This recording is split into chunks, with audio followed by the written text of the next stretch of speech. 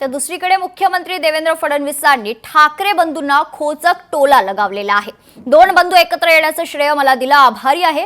बाळासाहेब ठाकरेंचे आशीर्वाद मला लाभतील असं देखील फडणवीस म्हणाले। तर ठाकरेंच्या काळात मराठी माणूस मुंबईतून हद्दपार झाला होता, ये पब्लिक सब जानती है असं फडणवीस म्हणाले।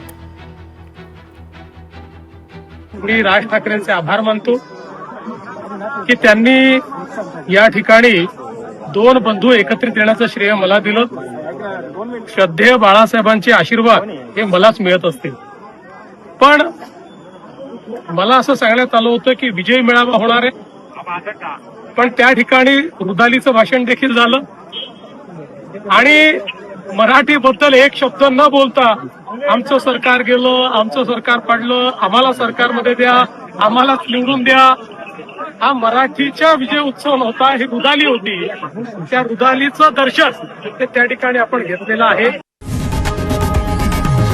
लोकशाही मराठी ऐका, पहा, जागरूक रहा।